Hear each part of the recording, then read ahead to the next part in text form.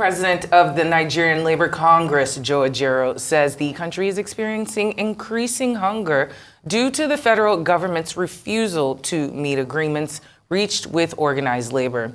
Ajero was speaking with journalists on Tuesday in Abuja during a nationwide protest against the prevailing economic hardship. He said the demonstration is about the hunger and poverty in the country. In a joint statement signed with the Trade Union Congress on February the 7th, the NLC gave the federal government a 14-day ultimatum to address the rising cost of living in the country. Well, joining us to discuss the nexus between the fuel subsidy removal, the Naira float, and the NLC protest is the former member of the APC-PCC Public Affairs Council, Bola Bakare. Thank you so much for joining us here on Newsday. Good afternoon. Thank you, my sisters, Temitope and Hawa. It's nice to be here. Good to have you. Well, let's get straight into it. What do you make of these protests? Oh, good. It's a good one because peaceful protests are part of democracy. And when they are this peaceful, it makes me a happy man. At least Arise was there on ground. I listened to Oba in Lagos, who ran the total gamut of what happened from Obafemi Awolowo to the Secretariat, and it was a nice one. So much so that the police were doling out water to the protesters. Honestly, it became a situation of Rema. The protesters were able to calm down. So also your colleague in Kaduna, Nisi, was there with the Labour Congress, and then it was a good one because we need situations like this to put the government on edge. We need situations like this to get them out of the box, think outside of the box, and then respond to people, respond to us Nigerians that whatever it is that is happening, we are not happy with it.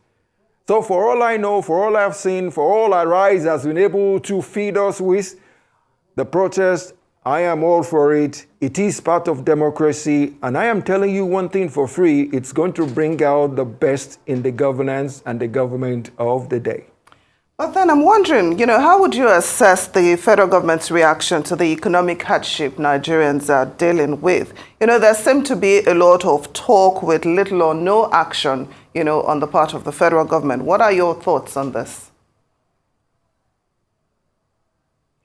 Thank you, my sister. Who's that? Temitope or what? It's Temitope. Temitope. I like that question because that is the prerogative of government, taking care of us, the everyday people. The government in itself is doing its own bit to alleviate the poverty of the people. We as a nation in Nigeria, we have our own peculiar problems. And I'll tell you this for free, our problems did not start yesterday. There has been what we call a systemic failure in the system, and it has been there with us for decades. But I can say this, the government of the day has no choice than to deliver to us that, yes, this is what we promised the people, and this is what we're going to do to the people. I'll tell you one thing. We're talking in terms of there is no food in the land, my people are hungry, I am hungry. We're talking about fuel scarcity, the Naira scarcity, the food scarcity. Let us take it all in sequence. One, the scarcity of food has to do with the element of agriculture, that is, my people going to the farm. My people going to the farm hinges on the element of security. Let us take it from there. Let us start from the element of security. Because without security, you can't farm. Without farming, we can't have food. Without food, there's going to be chaos. There's going to be discontent in the land. Let's talk about the security on ground. I remember what one of our leaders said, and it is true to form. Sonny Abacha, he said, for everything that is insecurity, if it lasts for more than 48 hours, the government has a part. The government knows about it. Let me expand this. When we say the government knows about it, we are talking in terms of all the security architecture that takes care of our safety. Let's start from one angle. where will the security architecture be good enough? When the man who's supposed to take care of you is aiding and abetting the rogue, the kidnapper, the armed robber. That's the element of what our late head of state was talking about, that the government knows about it. The appendages, the subnationals, they know about it. The architecture knows about it. That is what the man was saying, that whatever is happening in 48 hours, the government knows about it. It is not particularly the government of the day, but the practitioners that the government have put in place, that your job is to man that roadblock, make sure from point A to point B there is safety. What happens if that Nigerian that is manning that block is part of the problem? That is why I keep saying one thing, which I would like to expand on today, that our problem is mainly us. I repeat myself, our problem is mainly us. And I keep asking people, how much of what is wrong with Nigeria is from you? Are you bringing in the good part? Are you bringing in the bad part? Honestly, all of us are here included. If somebody is doing something good and is making money at the expense of everybody so that everybody can suffer, it ends up being your uncle, your father, your sister, your whatever. And when he comes home with the largesse, you wouldn't be bothered. All you're bothered about is you as a person, that I am having it good, to hell with the rest of Nigerians, pardon my language. That is the element of us in everything that is happening. I had one experience some time ago when palliatives were being transported to a state in the north. And the then minister says, oh, I want to go and see what is happening there. The state people told her that, look here, what do you think we are? Do you think we cannot handle the situation? For God's sake, stay where you are. Your job is in Abuja. If that is far-fetched, I will tell you what happened during COVID. How many warehouses in Nigeria did Nigerians blow open, and then you will find a 600-foot warehouse full of Indomie, full of rice, that some people, not the government at the center, these subnationals, these states, packed and kept somewhere while the people were suffering. It brings me back to what I am saying. Our problem is us. There are some instances, I will tell you this, most of the instances, we end up not asking the right person the question, but we're asking someone else. You have a local government, you have a state. Most of the subnationals, which I mean by the states, they do things on their own. The only thing that links them to Abuja is the funds. The moment the funds are with them, they are done with us. And whatever they do, they get away with it. Rather than my people, my everyday people, the element of us that I am talking about, rather than them going to say, hey, Mr. Local Government Chairman, these aren't right. Let us go to the Secretariat of the state and say, Mr. Governor, we are not satisfied. Rather than doing that, all we shout to high heavens is the government in Abuja is not doing enough. For God's sake, why do we have 36 states plus one? So that the responsibility can be shared. They come to you when it comes to election time. Oh, do this for me. During the election time, do you know one funny thing? They know your names. They know your houses. Right. They know where you are from. Right. But when they are done and they have that position, they leave you alone. Then the thing is, you don't go back to them to demand your right. Rather than demanding your right at the local level, you keep on coming to Abuja to say, Abuja, you're not doing the right thing. That element of us is what I am particular about. Okay. And let me expand, because for the sake of time, allow me. I am agitated too. For the sake of time, just pause on the expansion. Maybe you can do that as I ask my next question. Because honestly, we talk about the human nature side of our politics and how it seems that we are always fighting. It's a losing battle. But I want to talk about some of the announcements that were made today, and some of the implementations and solutions that the federal government has seemingly been throwing at the wall, seeing whatever sticks in order to alleviate the crisis of Nigerians. The FEC, they announced the implementation of the Aronsaye report. Since 2012, I'm under the impression that the announcement of it being implemented has happened more than once in administration, in previous administrations. Do you think that they will actually go ahead and implement some of these measures to cut the cost of governance, and just have the optics of showing, putting their right foot in the right place and showing Nigerians that the hardship is being felt by all, and we're all in this together. What do you think? Yeah, my word there is, I would like us all to be positive thinkers. The statements have been made. Let us be positive thinkers enough to say, okay, this man has said this, we pray it works out good, we pray it works out fine. Like I keep saying, we are all in this together. The government has a job to do. So also does the people.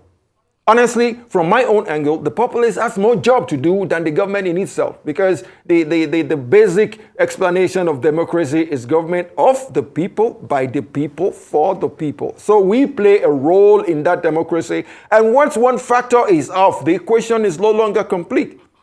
When we're talking about all these things we are going through, I am still vehement about the element of us. Lately, monies have been made available to the states. My people, you are not going back to the states to ask your governors, what have you done with the money? Over time, over the years, security votes have been given to my governors, subnationals. Nobody has been able to go back there and ask them, what are you doing with our money?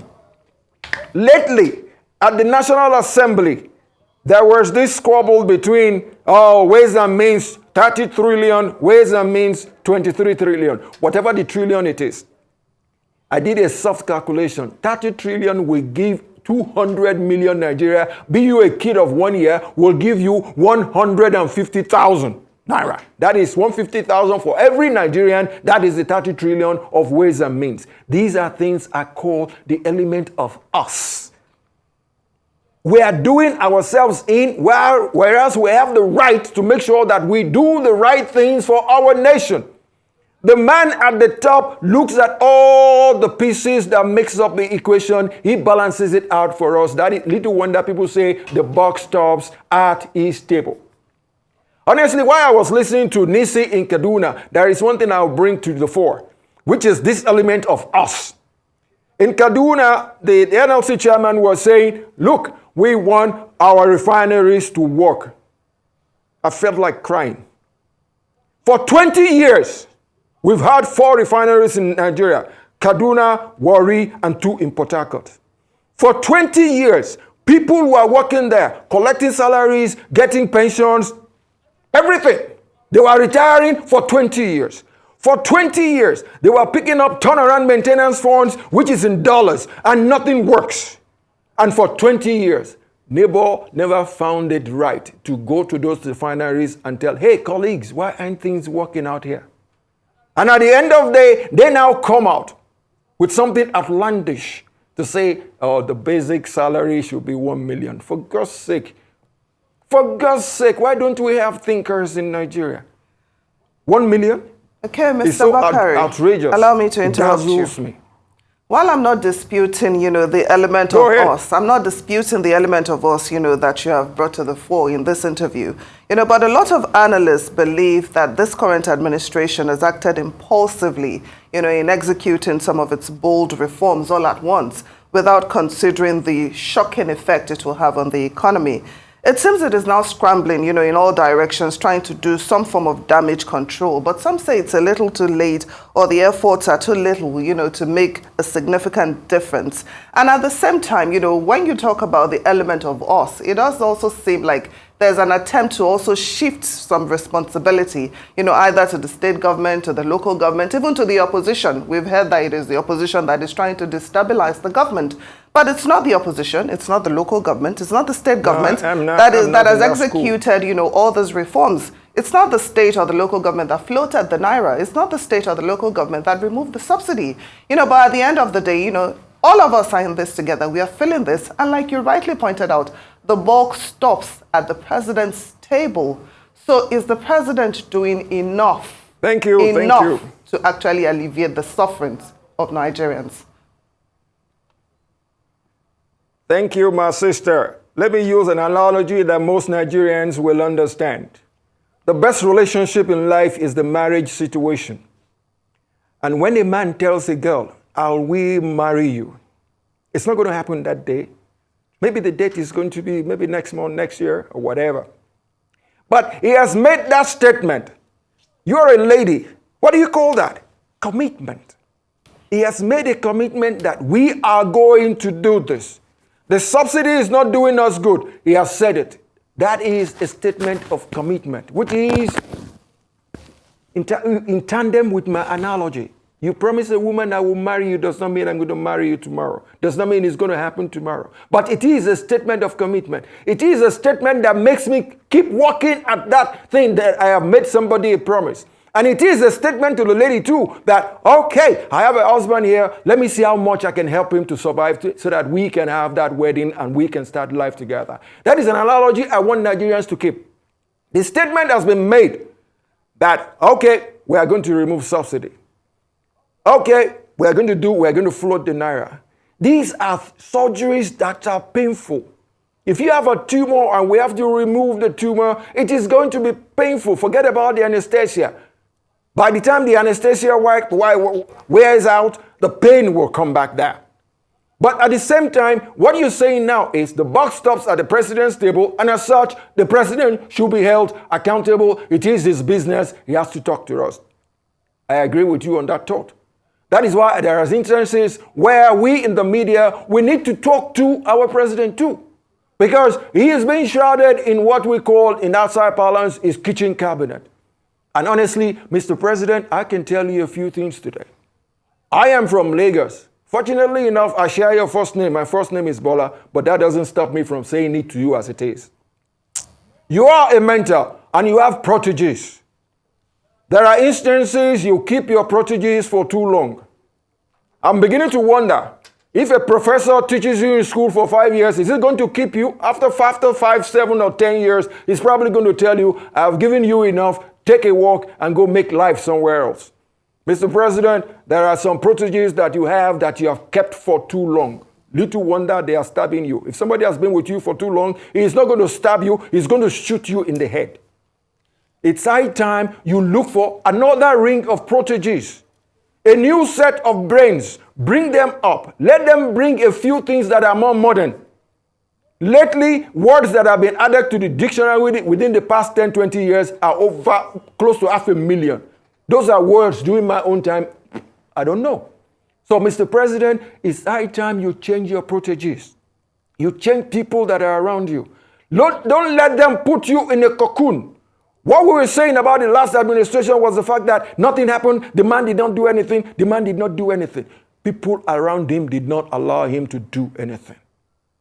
Mr. President, don't let this happen to you too. Don't let the people around you put you in your cocoon. Listen and listen more. Life is all about democracy. It's all about us.